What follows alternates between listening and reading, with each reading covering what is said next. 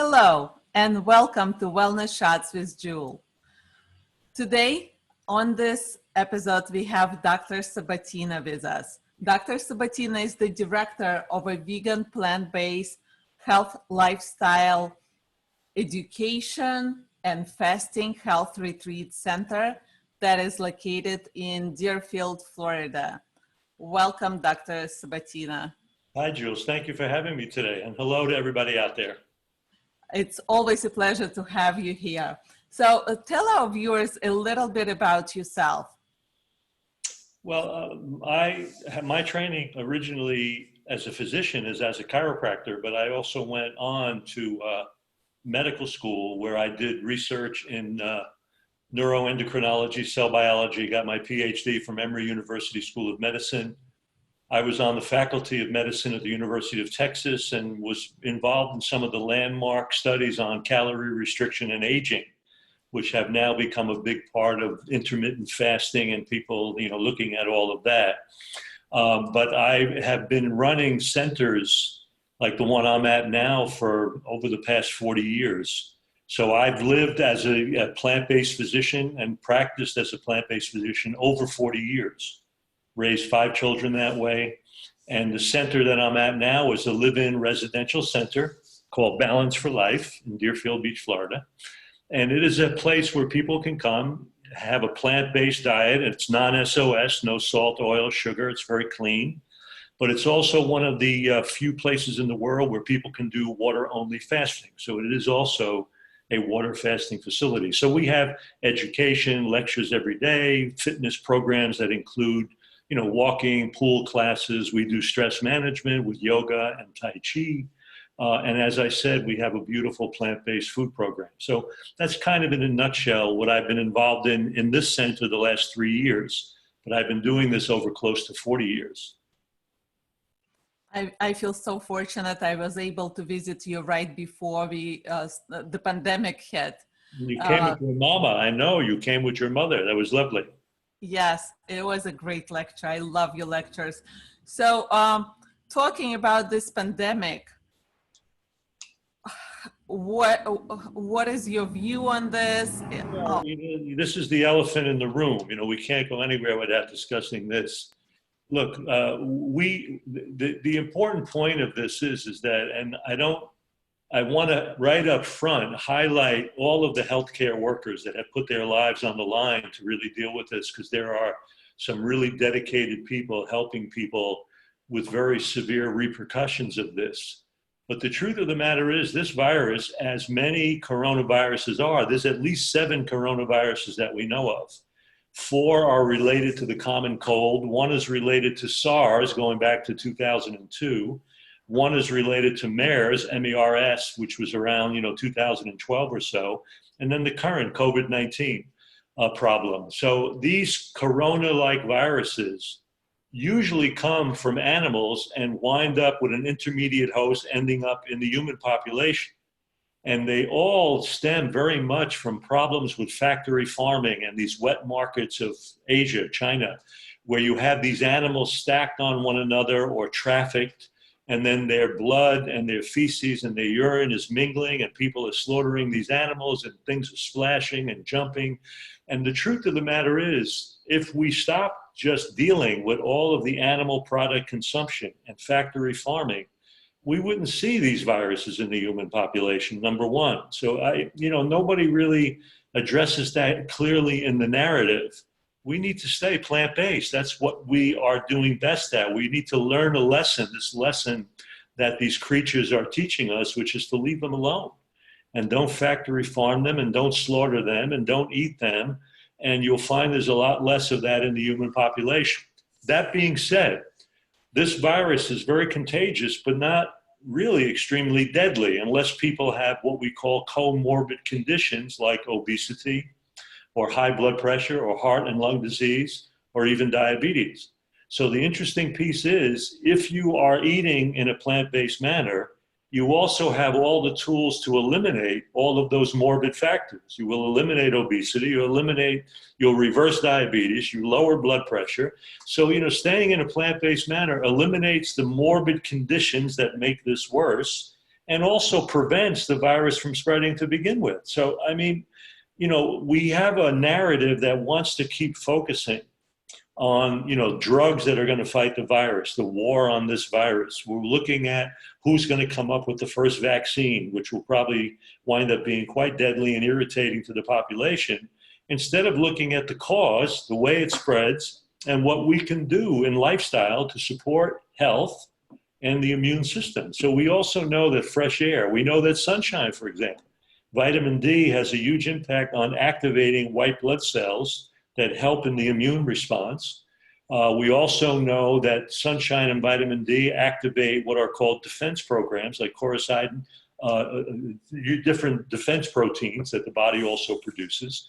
So the truth of the matter is, many of the lifestyle factors that we teach are going to give people the greatest opportunity to boost their immune system, going to give them the greatest opportunity to handle the virus if in fact they get exposed to it, and also create a lifestyle that eliminates the cause of it and separates us from these conditions that are spreading these pandemics, because this will not be the end of it. If we don't get away from all of that crowded, disgusting factory farming and all the abuse to animals and animal food production. So that has to all change. So there's many things we can do. And I know, as brutal as it is, because all you hear about on the news is people dying and problems in emergency rooms and so on. But the truth is, this virus has a very low mortality. And most of the people that wind up being exposed to it get through it quite easily, very much like a flu-like episode. But the people that are the sickest in our population, people that are the oldest and sickest, are the people most at risk. So it's a problem, but we have to look at how we're creating the problem, how we're contributing to it, and what are going to be the solutions for it.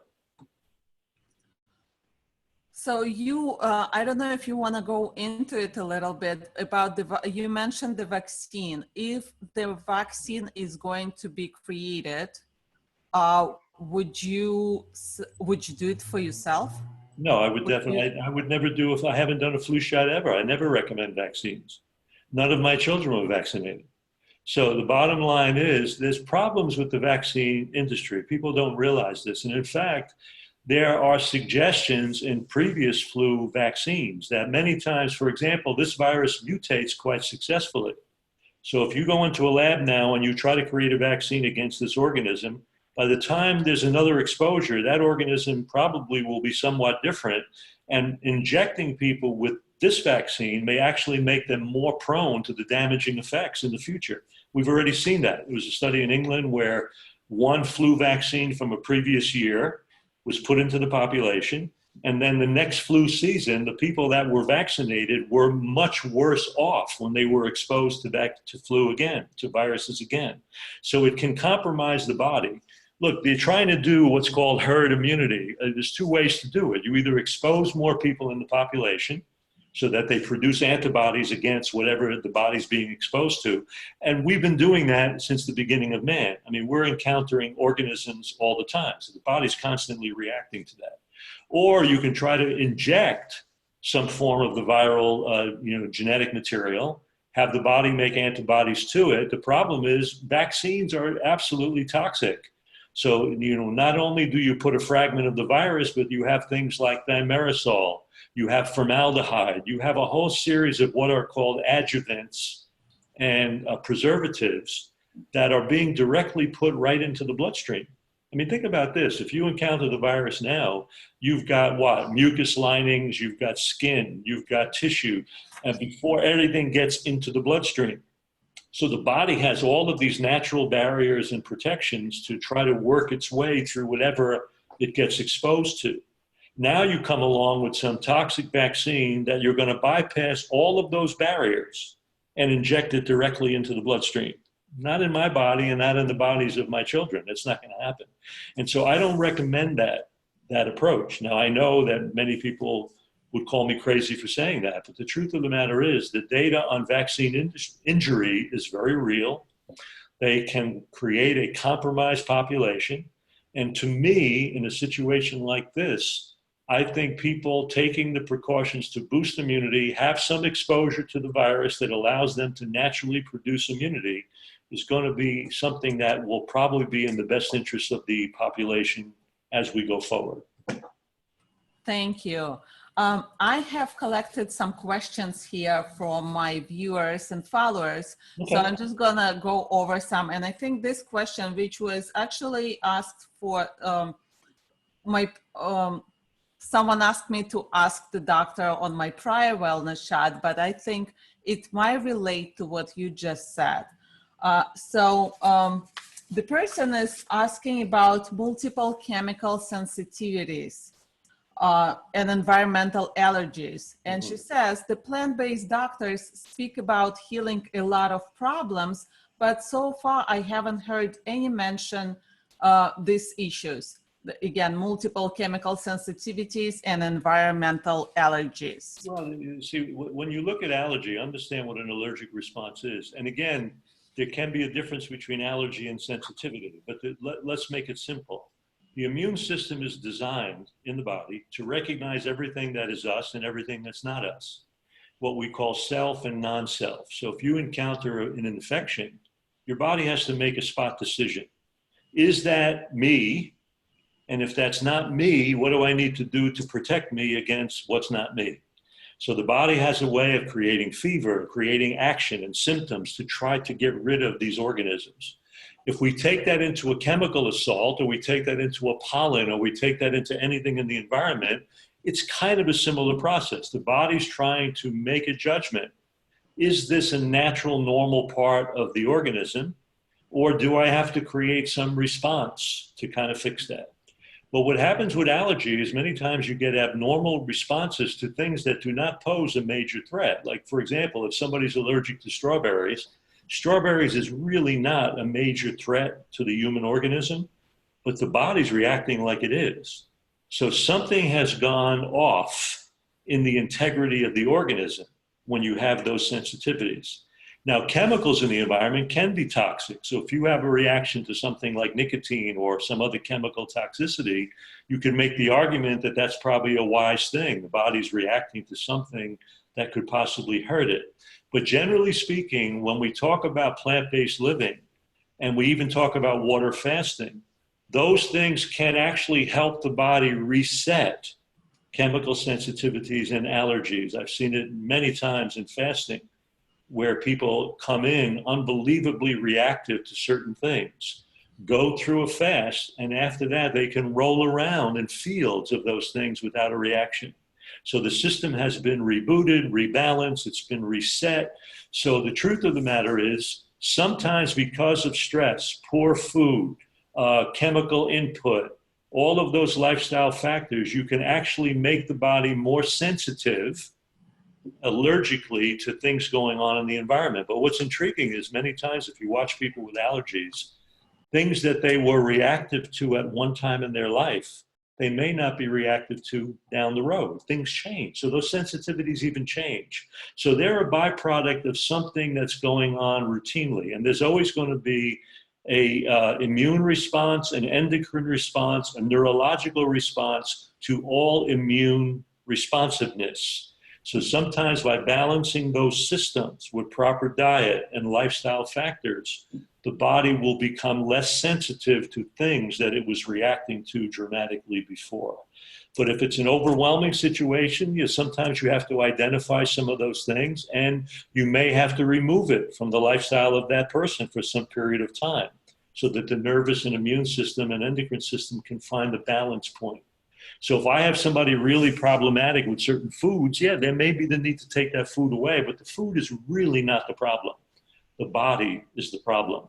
And as you reestablish stability in the body, it will become less reactive to, let's say, a food substance. And allergy can also be programmed by the immune system by foods that are damaging bacteria in the gut, for example, where now the body, the gut lining is now being broken down, and you're starting to absorb fragments and pieces of protein and foreign proteins that the immune system starts overreacting to. And it can create almost allergic type sensitivity and chemical sensitivity. So it can be imbalance in the gut flora. It can be imbalance on a stress level related to, again, compromise of the entire organism. It can be from eating bad foods and poor food over a very long period of time. So there's a number of things that can program the immune response. And there are things in lifestyle with food, fasting, and so on that can actually reverse it.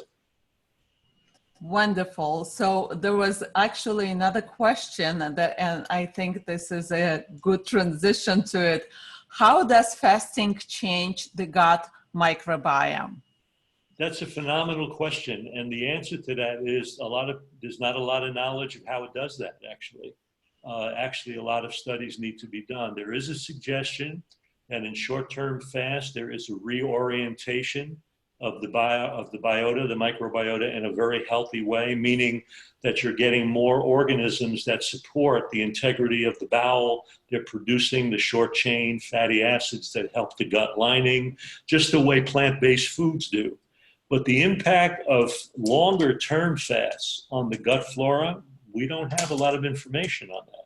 And there's a number of studies that really should be done, and I would like to be involved in doing some of those studies to look at the impact of fasting long-term on the gut microbiota and the gut microbiome, even the genetic material of that microbiota. So that's a great, great question.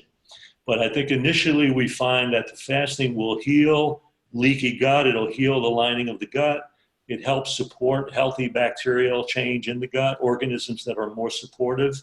But long-term fast, I think there's an absence of real solid evidence base for what's going on. Is there, how do you determine how long someone should fast for?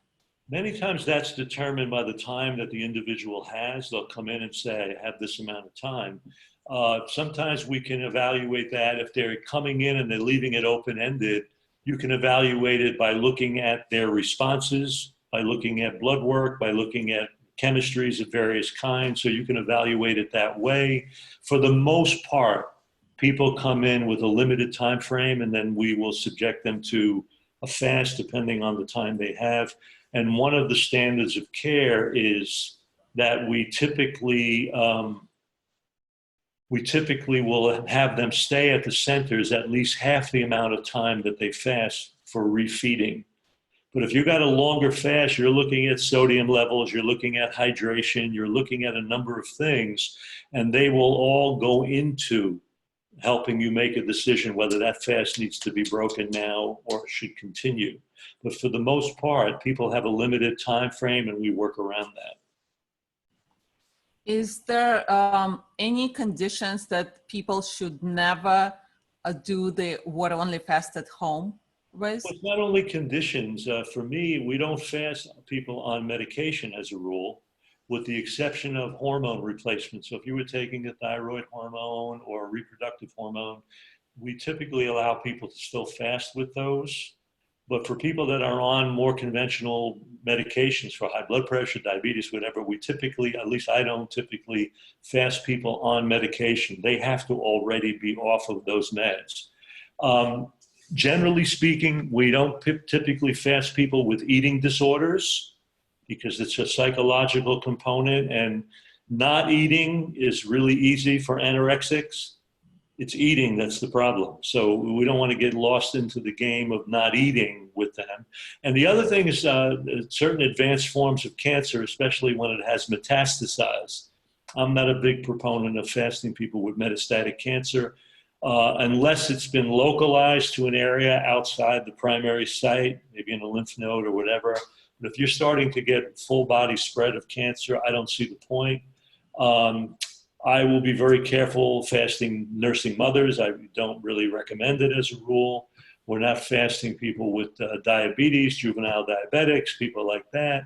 So there's certain conditions that we will be very careful about in terms of fasting people. But for the most part, because fasting has such a huge impact on reducing inflammation and helping the body heal damaged tissue, fasting is very useful for many, many, many things.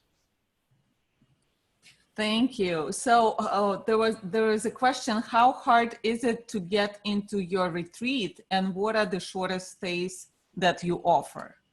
No, it's not hard, but what happens is if you're coming to fast, there's a procedure that we follow. You have to submit a very recent, very comprehensive blood workup, blood test. I have to go and have a personal interview with that person to understand what it is they're trying to accomplish, because it may not be in their best interest to fast. So we do all of that first. And then my place I keep, it's a very small place. It's very intimate. I don't ever have more than 5 to 15 people at any one time. So for the most part with fasts, I can get them in pretty quickly. What was the other part of the question? Was there another part to that question? No, it was just, what are the shortest stays that you offer? Oh, the shortest, well, we have people that come for 3 or 4 days, on to people that come for 5 and 6 weeks. If you're going to fast, it doesn't pay to come for less than 5 to 7 days, because personally, you don't really get into the ketogenesis of fasting till about the 3rd day. So I like people to fast about minimum of 3 to 5 days if they can, and then stay an extra couple of days to break. So that's like a week. So I would recommend a minimum of a week stay, and then as long as you want to stay after that. Thank you. This is an interesting question. How to do the right diet of all plant-based or a keto plant-based plan? I am trying to decide which would be the best for preventing breast cancer. I have had lecturing from a breast thermography tech who says keto is the way to go. And I really want to be sure that plant-based is God's gift for women. In my opinion, plant-based is God's gift for women. And the reason is that you're providing a diet that is extremely high in fiber, that's low in fat and no saturated animal fat, and no refined sugar. And we know 2 things. If you're going to feed cancer growth, you want to give it refined sugar and saturated fat, because that's going to produce less oxygen to tissue. And that hypoxia, that lower oxygen level with sugar, feeds cancer growth. Remember, there's only 2 things that cancer cells like a lot more than other cells. Number 1 is sugar, and the other is the lack of oxygen. So they function very well under those 2 conditions. Other cells don't. So when you're eating plant-based, you're getting such a remarkable level of oxygen and nutrition to tissue, and you don't have the high fat slowing down the movement of blood cells through blood vessels. You don't have the refined sugars, because you're eating carbohydrates with high fiber, so the absorption of all of that is very, very good. You're not getting the animal proteins that are triggering, again, more inflammatory change and more chemical byproducts that are promoting inflammation. Remember, for cancer to grow, you have to have an inflammatory focus too. So anything that reduces inflammation, and the plant-based diet does that better than anything. I don't recommend keto because you're getting, again, high fat. We don't want high fat. If you want to create a safe ketogenic approach, your better thing is to just do water-only fasting. The body will naturally go into ketogenesis without all of that additional fat intake coming in and running the risk of triggering tumor growth. And remember, animal products will trigger and translate in the body increase the enzyme called aromatase, and aromatase will convert even testosterone into estrogen. So you get estrogenic tumor growth of the breast and ovaries and uterus. So the plant-based approach, from the antioxidants to the high fiber to the anti-inflammatory nature to the low refined sugar to the lack of oil and saturated fat, everywhere in that picture, it's ideal for men and women, but especially for women that are concerned about breast cancer. Thank you. Thank you so much. Can someone who is exclusively plant-based and doesn't have health issues and is not overweight, but used to be overweight, benefit from fasting at your clinic? Yeah, you can benefit from fasting at any clinic. Yeah, fasting has a benefit in that it will promote detoxification. It will promote a reduction in inflammation. It will create a reboot of the immune system. So there are many benefits because fasting is not just for weight loss. So it's for health gain, it's health recovery. And if you think about it, all of us are exposed to chemical toxicity and things throughout most of our lifetimes. A lot of that gets stored in our fat tissue. When you're fasting, the body's breaking down fat tissue, breaking down fat, using it for energy, freeing up some of that toxic debris going into the bloodstream. The body will use the energy that it now has available because it's not eating for elimination and repair.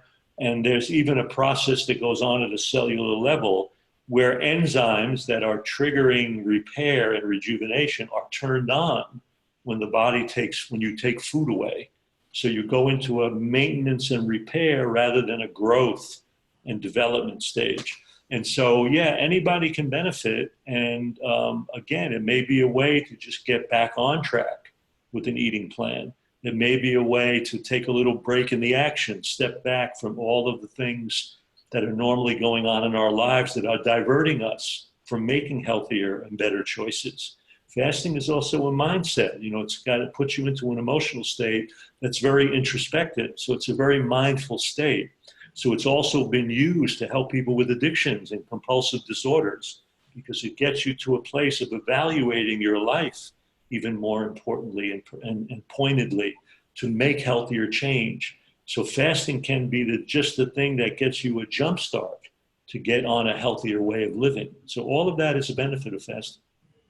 And even a taste bud reset. Well, that's a major thing. What happens is you start tasting things that you didn't even know you could taste.